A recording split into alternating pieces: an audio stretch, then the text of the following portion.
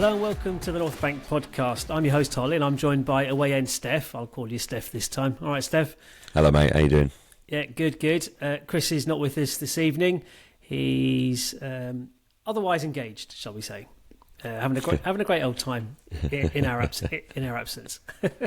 Anyway, look, Chelsea, a very easy 1-0. You got the score right, didn't you? You predicted 1-0. I did, and Did you think it would be that easy?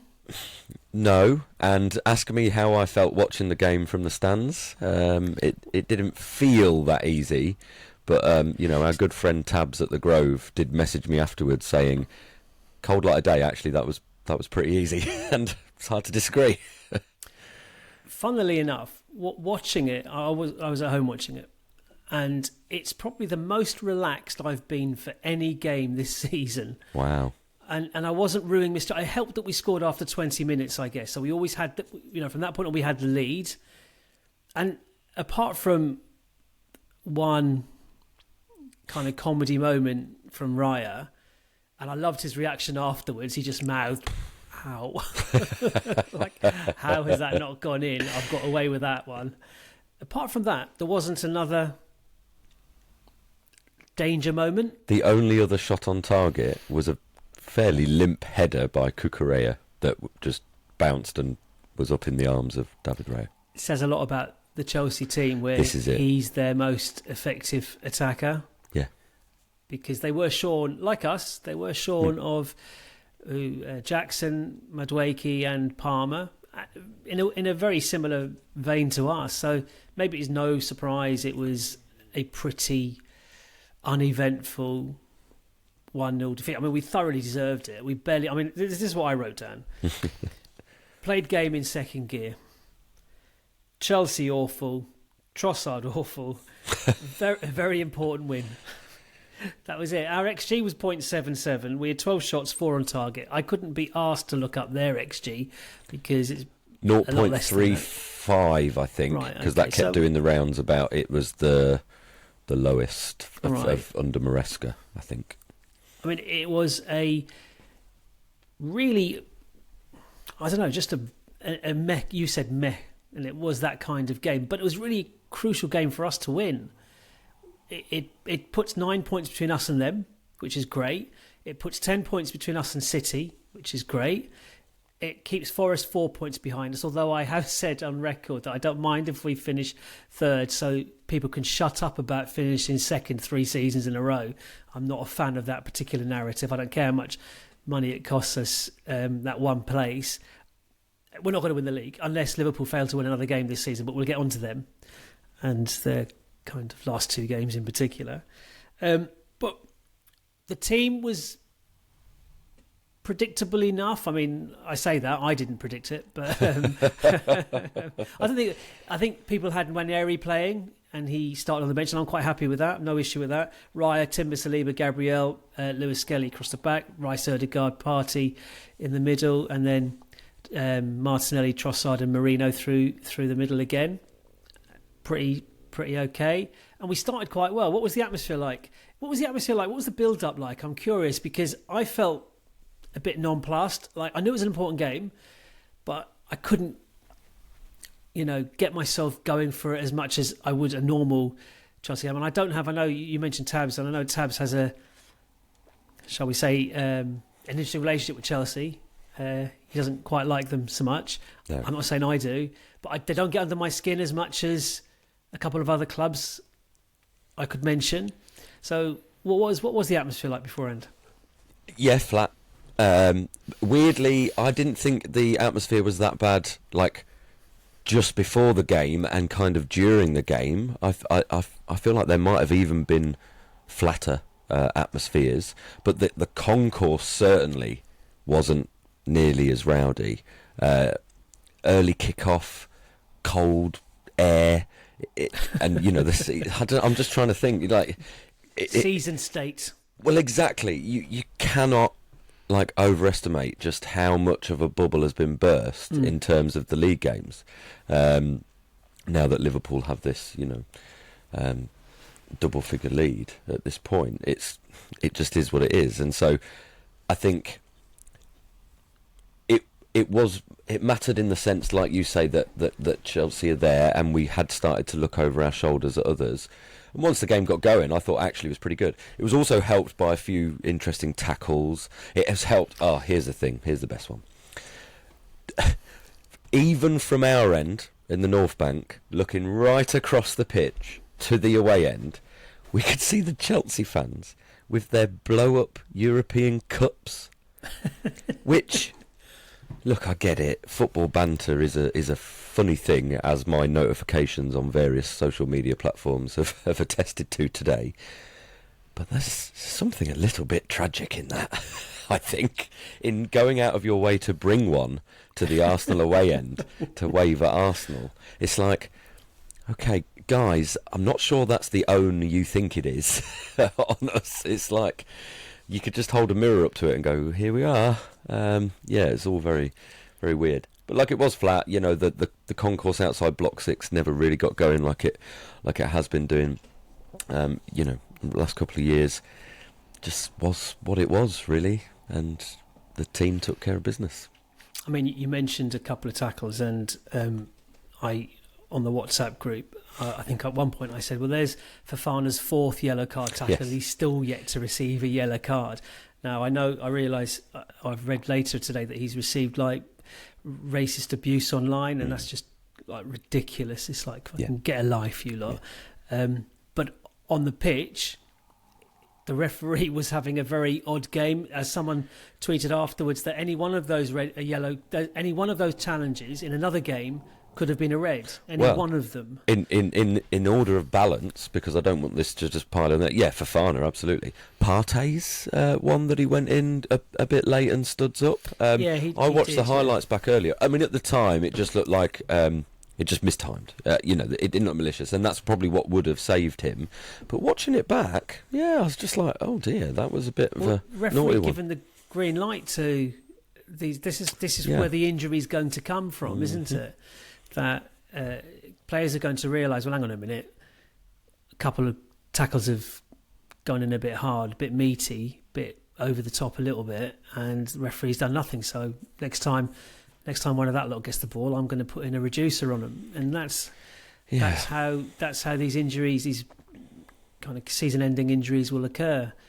It didn't happen yesterday, thankfully, but it was a bit of a spiky game. It really was. And I just think, I wonder if there was an element of, you know, Chelsea knew they were up against it, you know, with the injuries they've got. We've had some time to fashion some kind of system/form, and we did basically have round pegs in round holes, if you now count Merino in that way.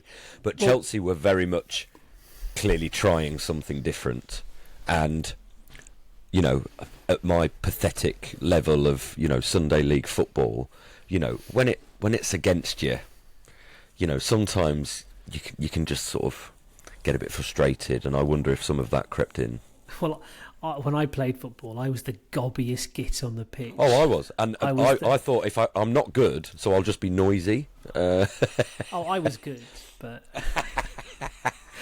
I was an irritant. I'm what you'd call diminutive. I have a similar physical stature to Trossard, same height, and so, you know, what I lacked in physicality, I made up in gob. Oh, so you were like Dennis Wise. I was like Ian Wright. Ian Wright, constantly. Like, I would have hated to have refereed myself. Like, what a tosser I was on the pitch. You mentioned round pegs in round holes and Merino up front. Let me ask you something. I don't know, 12th of January, who went down? Was it Jesus? Got these season-ending injury. On top of Saka already being out. So we had 2.5, 3 weeks to bring in a striker. Let's say we'd brought in a striker, knockdown price, on loan, whatever, and went on to have 7 goal involvements, including 5 in the last 5 games, 2 of which were match-winning involvements, gaining us an extra 4 points because they turned 2 draws into 2 victories. How would you feel about those numbers from that makeshift striker. You'd be bloody delighted. You would, wouldn't you? Because a player, I mean, especially imagine if they'd come from outside the Premier League. We always talk about that bedding in period and, wanting players to hit the ground running. Yeah. So, and he's in his first season. So step up Mr. Marino. Mikel Merino. That's what he's done. Whoa, whoa, whoa, whoa. Is that the song? Yeah, UB40 was blasting out at the end. Posted a picture of it on TikTok with Merino giving it the big one. I did wonder. I heard it and I thought, who's the player? I didn't know. I need to get back. Well, apparently it's. I didn't go out to Lisbon, but a friend of the pod, George, did. He was there, and Lisbon play UB40 Kingston Town as kind of their anthem, I think. Okay. Which I'd love to know the birth History of that, yeah. where that came from. And of course, then we win the game. It's 5-1. We're absolutely cruising, enjoying ourselves, and so the fans decided to make it work for Merino. Yeah. Oh, good. So I don't feel too bad. It's not something that's been on the go for a long time, and I've just had my head buried in the sand. Okay, that is good. But did he mean to score that goal yesterday? He meant to get something on it. Yes, he meant to flick it on. It was Steve Bold at the near post flicking it to Tony Adams. Yeah, it was, and it went straight in. It was a brilliant header, and it won the game for us. And he had a very good chance later in the game, which was well saved by Sanchez in goal for Chelsea. Yeah. It was a nice volley, he caught it really well. Yeah. And actually it was a really nice setup from Martinelli, that was as well. So, yeah, you can't fault him. Can't fault him. Internal Solution FC. And it was nice to see a return to Set Piece FC as well. Yes. Because the commentators were annoying the hell out of me. They must have mentioned several times about how we hadn't scored from a corner in 7 games or something. Don't get me started on narratives for Arsenal compared to other teams, because apparently I'm not allowed to think that. So, it was all my notifications on various social medias today talking about particularly other clubs. But anyway, no. And what you might not have seen. I mean, obviously you watched the game on TV, but just from the stands, loved his effort. He was pressing from the front. He's not the quickest. He's never going to be, and that's not really why he's there. But there are some lovely things which, again, I didn't necessarily pick up on live, because we don't really have that perspective, being so low down. So we don't see the movement. But obviously, there is this element that there are some relationships building. The obvious one, which they pointed out on Match of the Day, was Rice trying to pull his marker around and then Partey filling that space. So that was working quite nicely. But there was definitely an element of that up front with Merino, where he would do the Havertz thing of moving out wide to win the ball in the air, or he would come short and allow Trossard and Martinelli maybe to move beyond him. It is what it is. And it's important because he's going to be our striker. Yes. Even when Saka comes back, he's our striker till the end of the season. Yeah. So the more minutes he can get, the more attuned to that position. He's obviously an intelligent footballer. Yes. And so long as we develop the team to suit his strengths, then I'm happy for him to start every game. We've obviously got 2 games in mind, the 8th and 15th. Is it the 15th? 16th? 15th? 8th and 16th of April. Let me just check my flight schedule. Oh, yeah. Can't wait. Sorry. I see you're for those of you who are not watching, or can't see, he's still down as away end. Oh, no, you've changed to Stefan. Sorry. I thought you were Esteban. Away end Esteban is in there. He's ready to go. He's packed. How many days is it? I don't know. I've got 2. I'm counting down the days of work first. How many sleeps? How many sleeps to go? Bless. I'm nothing but full of envy and annoyance and irritation that I didn't have the foresight to realise it was Easter holidays. And I would absolutely Tickets love to be going to the you Bernabeu. Could still do it. Fly from Ireland. I've got a ticket, but I've got someone else is going. Fly from Ireland. Yeah. Anyway, right. Anything else to say about the game? I mean, it was as relaxed and easy as you would anticipate that. I get it. When it's 1-0, we're just one defensive error away, like Raya's attempt to save Cucurella's shot. And like it could another day that goes in, and it's 1-1. It was the spin, right? The spin of the ball kind of did for him a little bit. Did for who? Did for Raya. Well, it didn't bounce. It didn't bounce before him, so I don't know. But it felt like the ball. I don't know whether it was because Cucurella cut across it. But it was so weird. And again, from our end, we were completely the other end. So to us, it looked like a really good save. And it was only when I watched it back later, I was like, wow. Just like David Raya. I was like, oh my God. That was a real, moment. and defensively, we were really solid. Like, we played really well. But again, defensively. It's also, it has to be put into context with Chelsea, because Jackson, for all his criticism, is a striker and gives them the shape that they need. And has really good numbers as well. Yeah, he does. He's one of these players that, because he's not a name, and maybe slightly unfashionable, Nicholas Jackson, I don't know. He's a bit of a rough diamond still, yes. Yes, exactly. And he's young, and I don't know. Chelsea I think because Chelsea have bought their players and their success for so long, that idea. Now they're just buying players. They're not even buying big players. You're absolutely right. They bought 2 players. That was another thing as well. So, I mean, look, I don't quite dislike Chelsea the way Tabs of the Grove podcast does, but at the same time, I really don't like Chelsea that much. I've got a couple of family members sort of distantly married in who, like giving it the big one. But, and they are kind of a dislikable bunch. But the teams have always had kind of players that I'd never like Drogba because he was brilliant and he always scored against us. No one ever liked Diego Costa because he always got the bloody better of us. It was always that kind of relationship, wasn't it? But literally, I was talking with a couple of people who sit around us going, we don't really know this Chelsea team. No, I couldn't pick out their back four in a lineup. I couldn't name them. I couldn't name a Chelsea. Yeah, there's a lot of 11. names. I didn't even realise, because, so is it Dizazi is on loan at Villa from Chelsea. Chalobah was on loan at Palace, but they brought him back. It's just crazy.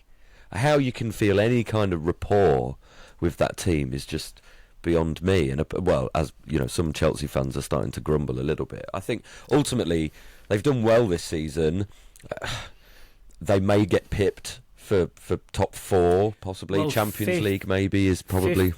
Fifth place will get Champions League, almost nothing's guaranteed. Secure. No. What they need is, it's probably sensible to take Palmer out the limelight, get him back in a week or two after the international break, and hopefully their form can pick up. I'd say hopefully. I don't give too I don't want Newcastle getting Champions League because I want Isak. So I'm okay there's some Chelsea. Interesting chess pieces to play there, isn't there? Yeah. There's. And I'm a bit annoyed that in a season when it doesn't matter to us. I say that, touch wood. I'm annoyed that 5th place is going to get Champions League. Yeah, I know. Yeah, well, yeah. Fine if it was us finishing 5th, I'd take it. But I don't want I was going to say United or Spurs. Sorry, that battle's really heating up for 13th. It is, yeah. The David Moyes mini league. It's about the only thing that's exciting now in the Premier League. Maybe the top, who finishes in the top 5, and then who finishes 13th. Can I just mention something? El Crapico. El Crapico, yeah. Do you know St Totteringham's Day is fast approaching? We were all talking about it on the bus on the way back. Oh, really? Yeah. So if we beat Fulham, then... so we play Fulham on the 1st. They play 2 days later. Spurs do. Away at Chelsea. If we beat Fulham, and this isn't a trophy for those of you listening that stop shouting at me. If we beat Fulham, the best Spurs can do if we lost every game and they won every game is go level on points with us. So in all over bar the shouting, really, if we beat Fulham. And then if Spurs fail to beat Chelsea, that will officially be St Totteringham's Day. And we all love celebrating St Totteringham's Day. That's quite early April. I mean, you're Irish, it's St Patrick's Day as we record this, but I'm Arsenal and I celebrate St Totteringham's Day. Yes, and we should have a bank holiday for that. Yes, absolutely. And I think North Bank holiday. North Bank holiday, there you go. But Spurs supporters have to go to work. Double shifts. So my only thing about that is there's no guarantee we beat Fulham. I'm just putting that out there. And because Fulham are in the shout for certainly European places. Oh, but, yeah. But they'll be looking at 5th spot They're having as a achievable good season. because teams are dropping points. It's been a funny season in that sense. I think if obviously Liverpool winning the title and Forest doing what they're doing, you know, Fulham would be in a shout. And Marco Silva's doing a really quite good job Brighton there. have won 3 in a row. Brighton have suddenly right upticked in form. Yeah, absolutely. It's very compressed there, which is why 3 points against Chelsea was so important. Yeah. I mentioned last time the fixtures that they've got towards the end of the season, and so any distance and daylight we can put there. It steadies the ship for us as well. Yeah, it big doesn't time. matter the nature of the win. The win is what was important. Go on. Oh, I was just going to say, I feel like there are a few. Of course, we all want more goals and things like that, but I think a few people have sort of stepped away, taken a breath, and gone, do you know what? That was a good win. Like it was controlled. It was steady. It was like the big bully holding the little kid at arm's length. It felt like that. It was good, and there was brilliant things. I didn't clock this at the time, but on the match of the day highlights, George Graham watching from the stands, he'd have loved that. 1-0 synonymous with him, defensive solidity, and taking your chances. No fusses, no injuries, no suspend, just professional. Yeah, it was good. No, absolutely, and if you can't be happy about beating Chelsea, exactly. Like, come on, take your wins. Big team, absolutely. Yeah. Another Spurs-related statistic for you. Spurs, who were talking about Fulham beat Spurs 2-0. I was a bit unhappy disappointed that Emil didn't score a goal against them. But anyway, Spurs lost 2-0 at Fulham, and they have now lost 15 league games this season. That's one more than we've lost in the last 3 seasons combined. Isn't that fantastic?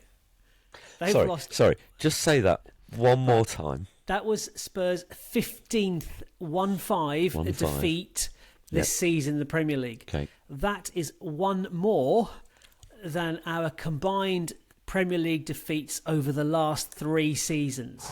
I tell you what, that is ridiculous. We're going to have to tell producer Chris, who's not here, to put an explicit content warning, because that is filth. That is honestly.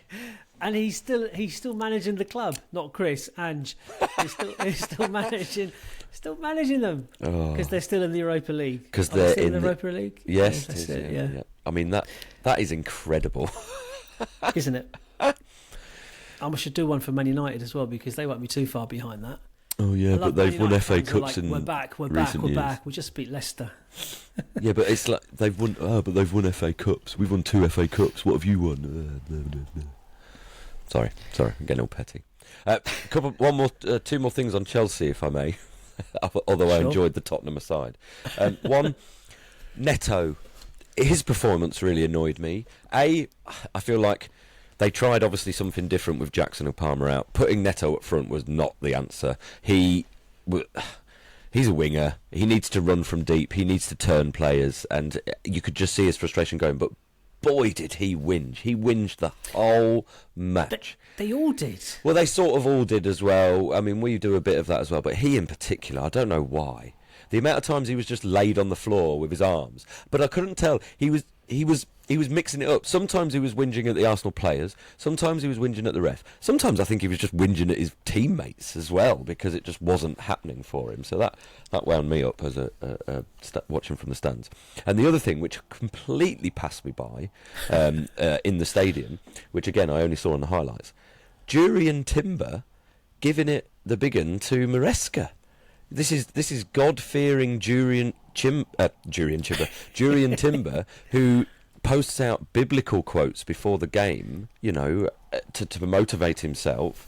And him and Maresca have obviously had some kind of words with each other. And then he's leaning over, going, "Try harder," and then shakes his hand. Passive-aggressive stuff going on there. It's like, guys, come on. No, I'm here for it. You here for it, are you? Yeah. I think I was just surprised by the fact that it was him of all the players. Naff all else going on in the game, so it's like maybe that was it. Maybe they weren't even talking about the football. Maybe Maresca was like, I don't know what it would be, but yeah.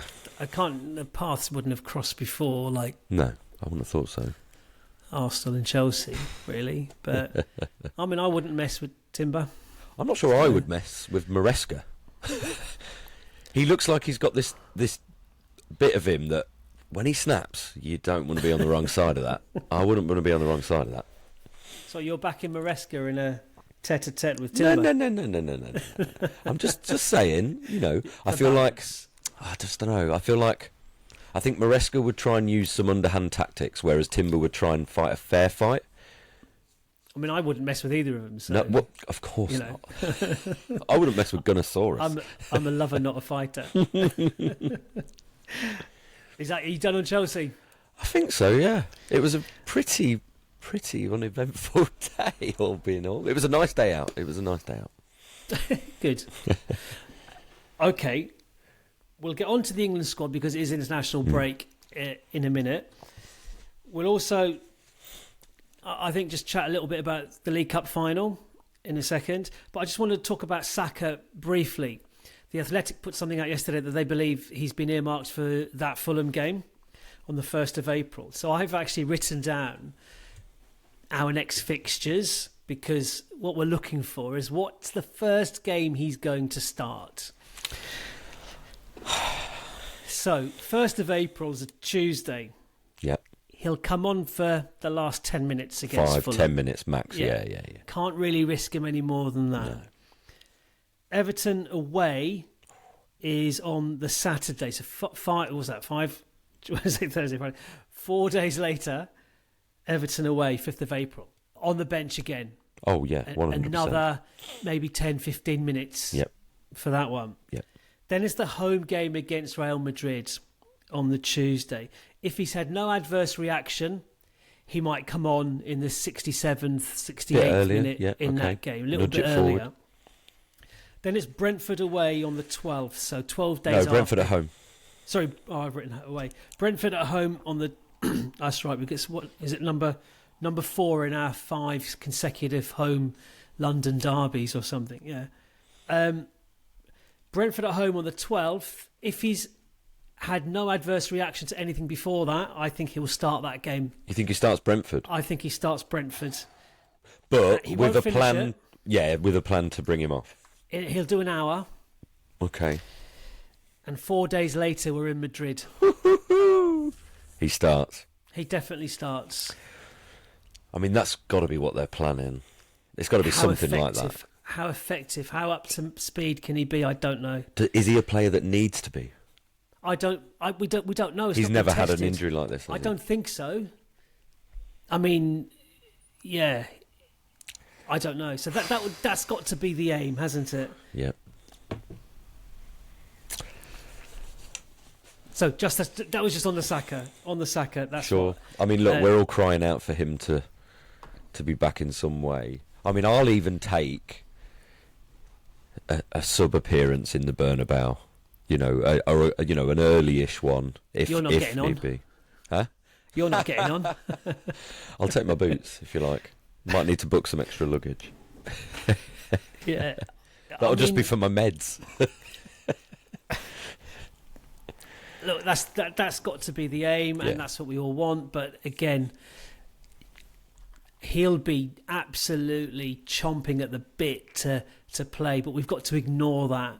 We've got to look at the doctors and the actual science behind it, and that decision is not his to make. No. I mean, obviously he'll contribute to it, and we'd all love him to start the game, but start effectively with no risk of putting himself out for another 3 or 4 months. Yeah. So, fingers crossed it works out like that. Sticking with Arsenal players, you've had a little look at the Arsenal players that are off with their countries. I know, I mean, tongue in cheek, we don't have to worry about Saka, Havertz, Jesus, Martinelli getting injured whilst on international duty. Tomiyasu's not going to pick up an injury. Ben White's not going to England, although that's because he's just coming back from a long time out, which is fair enough. It's nice to see that he's back and made himself available. And Tuchel's an interesting one, though, isn't he? That's an interesting squad he's picked. What are your thoughts on that, in particular? Oh, in particular, is it? Shall we talk about Jordan Henderson? I mean, absolutely mad. Because Why has he done it? He's not even starting for Ajax. No. He had a pretty, anonymous time out in Saudi Arabia. He's 34, I think, now. Like, even in the short term, he's not a 34-year-old at the top of his game. He's not Harry Kane.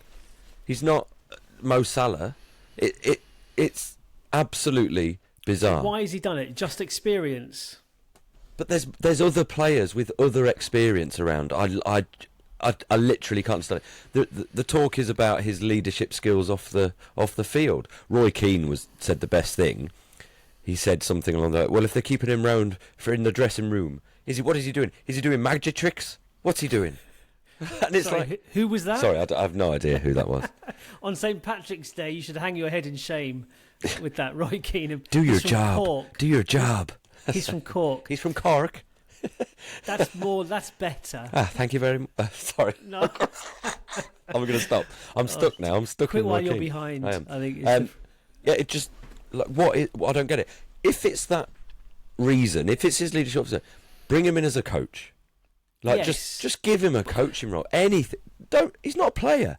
What's he going to contribute on the pitch? If it's for off the pitch, what is the coaching team for? Do it off. Exactly. Honestly, it makes no sense. Let alone the fact that there was a huge backlash against Jordan Henderson. Yes. I nearly said Jordan Peterson, and that is a brilliant Freudian slip, because obviously his time in Saudi Arabia seemed to undermine all the support he'd done for the Pride campaign and everything like that, and was just ridiculous. So he left England with a bitter taste, and he arrives back with a bitter taste, and I don't know what Tuchel's thinking.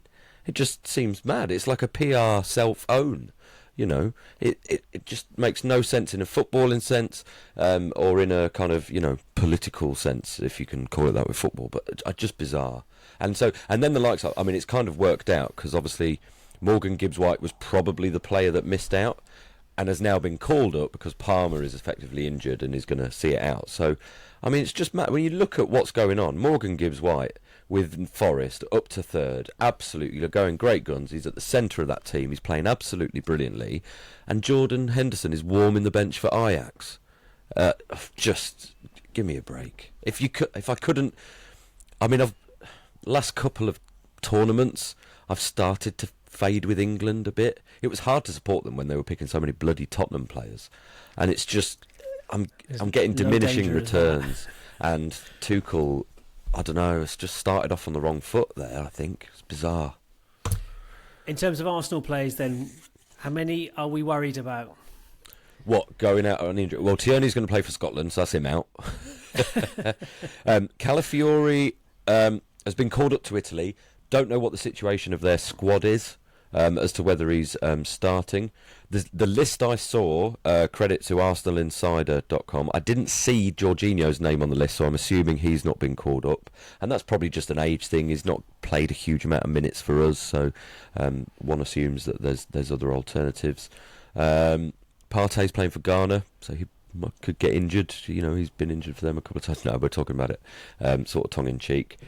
Usual ones, Gabriel has gone playing for Brazil. They've got a game against Argentina, which is always a bit tasty. And I only clocked it later that him and Enzo Fernandez for Chelsea went in on him on a tackle. Did, yeah. Gabriel went down, and then Enzo was like leaning in his face. And it only hit me later that there's an Argentinian and a Brazilian. See you next, I wonder why they don't like each other. Yeah, see you next Tuesday. Exactly right. But Martinelli's not been called up. Back from injury. Getting back to full fitness, that makes sense. That's really good, because he's had quite a few minutes for us. And he's done quite well. I thought he was good again at the weekend. Yeah, good ball over from Merino, like you said, for that chance that Sanchez did save. Ødegaard? Yeah. Although, actually, did I see his name on the list? Can't remember now. But I think just to talk about one or two particular ones, Miles Lewis-Skelly. Of course. I mean, it comes quite early, I think, because of the paucity of left backs, if that's where they're intending on seeing him. I can't see them looking at him in midfield like we are, maybe long term. With Chilwell, who seems to have gone off the boil, is maybe injured, and Shaw, who's long-term injury for them. So, yeah, the opportunity's there, and sometimes you need that to fall your way. So pleased for him. It's been a sort of, I mean, you talk about breakout seasons. We've had 2 from our youth team. It's just unreal. It would have been quite not romantic, but cute. I don't know what the right word is. Yeah. It's kind of romanticised in a sense. If Waneri and Lewis Skelly had received their would have been great call-ups at the same time, but then I forget that Lewis Skelly's probably a year ahead of Waneri in the academy, so it's this way round is okay. I mean, Waneri's, unless he suffers injuries, it's only a matter of time. Yeah. It's not if, it's when he gets his call up. He himself is in the under-21 squad. And that's an uptick from him, isn't it? That's an uptick from him. Yeah. And I looked at that. I can't remember all of the names in particular, but because a lot of young players are getting minutes for some good teams in the Premier League, that under-21 squad looks brilliant. Because normally there's 1 or 2 players that are sort of there or thereabouts, and the rest really are just youth academy players. Well, these guys, Jared Branthwaite of Everton, I mean, he's a starter. Yeah, regular regulars for us. Elliot Anderson, who I really like playing for Forest in the centre of midfield. Did they get him from Newcastle? Yes, they did. Yeah, he's absolutely great. Again, another player at the sort of centre of things for why Forest are doing so well. And so, I might even watch the England under-21s. I'm probably more excited about that than the actual first team, to be honest. I'm just get everyone when back. The games are on. Get I don't know everyone who back. Who they're playing. I don't care. I'm not bemoaning this international break, because it's all about the 2 Madrid games, isn't it? So if we were like 2 or 3 points adrift of Liverpool, well, then I'd be maybe invested slightly differently in the remainder of the season. But it's not. I mean, I've already mapped out when St Totteringham's Day will happen. So this is a sign of where my priorities have somewhat slipped this season. Like, if we can't glory in our own, we can't bask in our own glory. Let's bask in the misfortune of our nearest and dearest. It's what football banter is all about. Absolutely. Did you watch the League Cup final yesterday?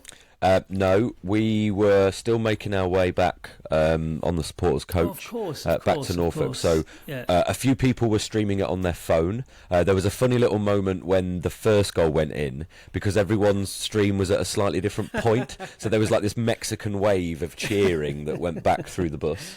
Well, that's interesting you said cheering, because I genuinely, it's one of those games where if you'd asked me before kickoff, who do you want to win? I genuinely would have shrugged a shoulder. So, sorry, I thought about it the other way. Who did I most want to lose? I couldn't decide. I wasn't sure. It was only when the first incident occurred in the game, and I just listened to what my reaction was. Yeah.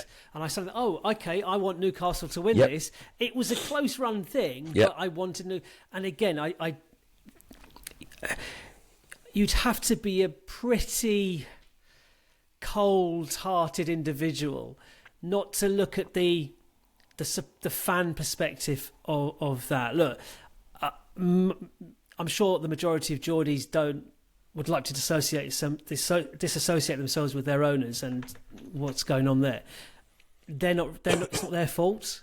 No. Who's come in and bought the club, and that fan base has suffered. Oh God, yeah. A lot of pain and loss in footballing terms over the years. I mean, we beat them in a cup final. They lost 2 cup finals in a row, 98, 99 to United the following year. And they lost 2 years ago in the League Cup final again to United. So they've been through the mill, and with their previous owners as well, like up and down relegation and promotions again. But it was quite nice to see that fan base just so joyous at the end, and they thoroughly deserved it. And listen, as much as I was happy for Newcastle, I was happy for Liverpool also. And I just loved that they did not turn up, and it just you always make it about you when you're watching about when I say about you, about Arsenal and about what we're doing. What football fans put their own filter together? This is a shock. Some people are finding this very hard to understand online. Well, let me elucidate. Let me explain. A sense of frustration started gnawing away at me as I thought of the very real prospect that Liverpool might capitulate in the season because of the close run nature of their and early Champions League exit, heartbreaking on penalties exit to PSG, quickly followed up by losing and not turning up at all. I mean, that game could have been 4 or 5-0. Don't be fooled by a 2-1 scoreline. It should never ever have been that close, and just not playing at all. I thought, well, God, this is good. They look a spent force. And thinking, oh God, they could drop points in the league comfortably from this point on. They lost to United in the League Cup last season and weren't the same team after it, and died a death in the Premier League. But we're just nowhere near close enough for that to even a kind of a hint of possibility. The other reason I was pleased for Newcastle, and I've genuinely just thought this now, is because they need their happiness now, because there'll be very salty tears when Isak dumps them and comes south to join the soon-to-be league champions next season. I did see a couple of pictures doing the rounds of, various pictures. Some pictures were of Isak with the League Cup, and people saying it reminded them of Declan Rice winning the Conference League, and look what he did next. And then pictures of vice versa, Declan Rice with the Conference League. But that, I don't really want to go there too much. His finish, I think the entire Arsenal fan base had exactly the same reaction. 150 million, give it to them now. Half price. It's right, so it's pinnacle. I'm going to throw my 2 pence in. First thing I want to talk about is cognitive dissonance, okay? Some people, again, and by the way, being able to recognise cognitive dissonance is a sign of intelligence. Being able to hold 2 opposing thoughts in your head at the same time is a sign of intelligence. It's cognitive dissonance. Yep. Newcastle have terrible owners in the Saudi Arabians, a country that has terrible human rights records and needs to be taken to account, and they're trying to sports wash.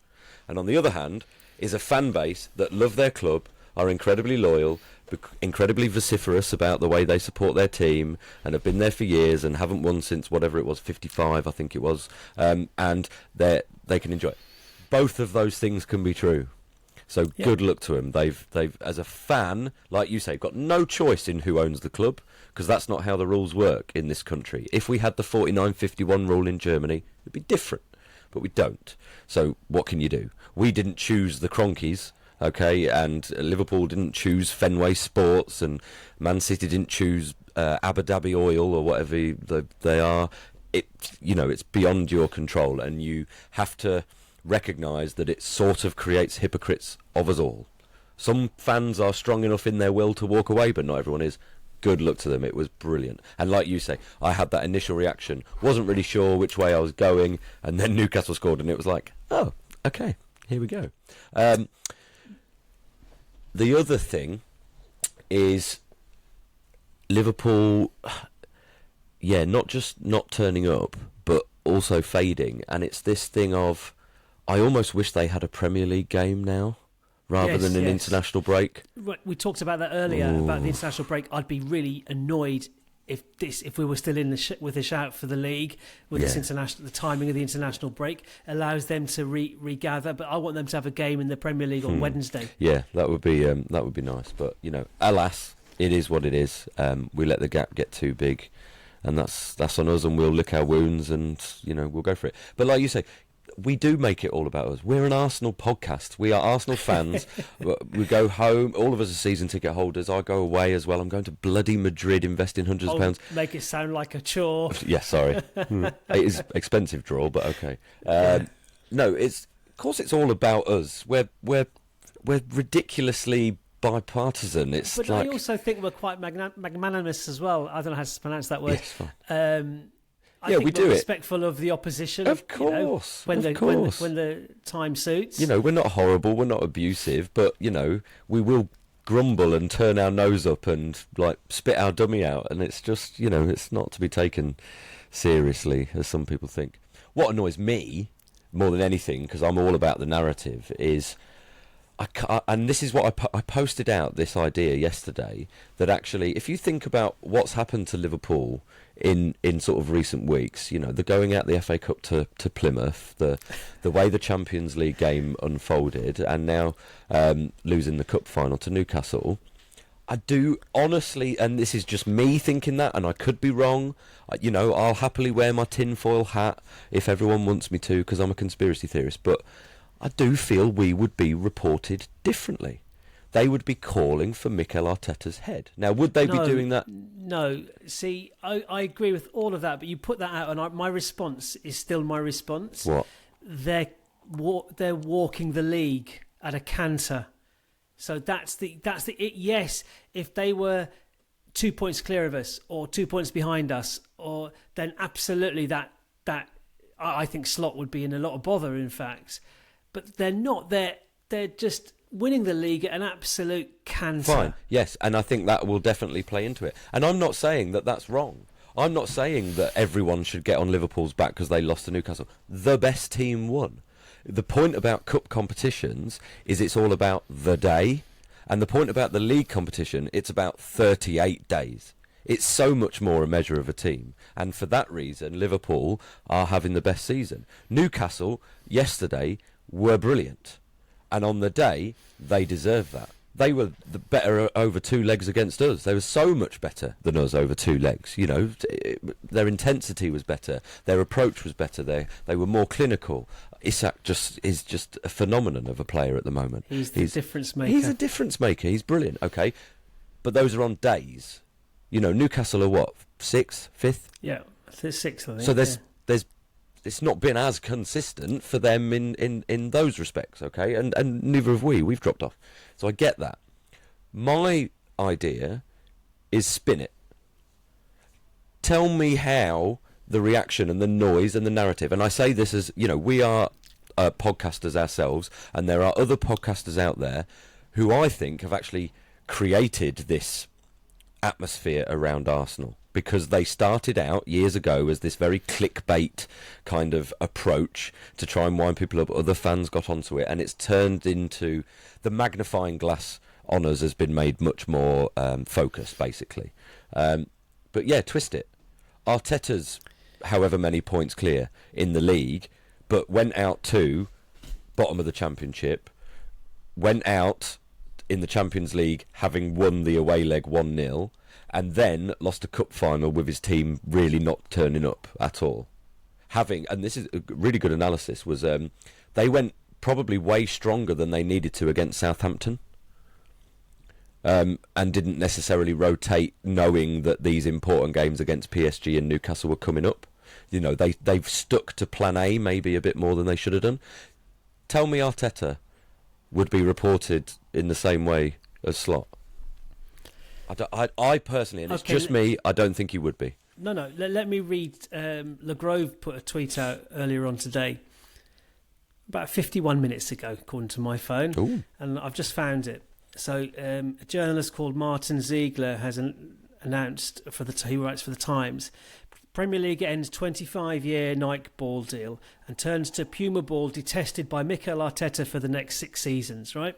So Le Grove kind of quote tweeted that, say there must be a social media best practice that says put Arsenal in the story at all costs for 10 times engagement. And I think that's it. It's because we are so prolific online. That's it.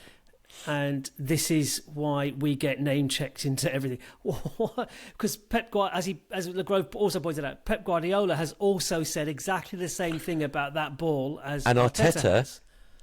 Actually, go back to the original quotes, didn't say anything about that ball. He was asked a question by a journalist about the fact that they use different balls in the competitions, and he said, yeah, they're different, but we have to adapt. That's what he said. But like you say, and again, I'm not saying that the criticism out there isn't unwarranted. We've talked all season about how Arteta's still, got some ways to go and some things to fix and this, that and the other. Funnily enough, I went back to the start of the season and I wondered what we were predicting, and I predicted us to finish second. And, yeah, but hang on a minute. What? You're Eeyore? Yes, I know. All of this is the thing. And everyone predicted Man City to win it. I think you probably predicted Arsenal to win it because you're not Eeyore, you're Tigger in that scenario. I feel deeply I was being realistic. But this is the thing, at the time, and I feel like there's just, I don't know, maybe it's just because of the 24 hours I've had dealing with certain reactions to that. All I'm feeling is like that. You've put it right there. It's not that I feel like, oh, it's woe, it's me. What I'm tired of is this best practice thing, like Le Grover said, where every story has to put an Arsenal twist because they know Arsenal fans, okay, will engage, and that's what boosts numbers and things like that. And again, what started that is Arsenal itself, with this, fan TV culture that showcases the worst of us, or the most extremes. The most extremes. I think that's the nicest way of sort of putting that. And it's just tiresome. And I feel like not enough is made, or there needs to be a more reasonable approach to all of it. Teams can get knocked out of cup competitions, but we've got people saying, "Oh, well, you go out the first round of the domestic cups and blah blah blah," and it's like, okay, but we've got Arsenal fans hashtagging Arteta out. I know, it's ridiculous. Every game we don't win. Maybe it's me, in spending time online with this, just not adjusting to it. I think I want to switch. I'm going to go back to the Norfolk countryside. We've got goats due. Back to the goats. Any couple of weeks' time. I'm going to Madrid on holiday. I'm on the beach. I'm going to be on the beach, literally. Well, on Alicante, here we come. Idyllic escapist vision. Shall we draw a line under this stage of the Premier League, the Chelsea game, and just keep our fingers crossed that all our players return fully fit and functioning as players after the international break, and we go again. We've got 2 key games in the first couple of weeks after the international break, and then we'll see where we're at. If by some miracle, I don't know, that's underplaying us. If by some luck, some fortune, we get past Madrid, then our season is absolutely not dwindling to an anticlimactic conclusion. So, who knows? The thing is, Madrid will be fearing us. They'll be seeing us as a kind of dangerous banana skin as well. So, anyway, right, let's leave it there. You get back to your goats. I don't know. I'll get back to cleaning up sick from children, and trying to avoid it myself. But anyway, right, listen, good to catch up. Good for the chat. Thanks for the chat. Thanks for listening. Have a good few days. We'll be back again at some point over the next 5 or 6 days with a fantastic podcast about something we haven't really thought up yet, but we will. Cheerio. See ya. The North Bank, an Arsenal podcast. Subscribe, rate and review on your app, and find us on Twitter, Instagram and TikTok at NorthBankPod. Email hello@thenorthbankafc.com and check out our website, thenorthbankafc.com. Produced by The Podcast Company.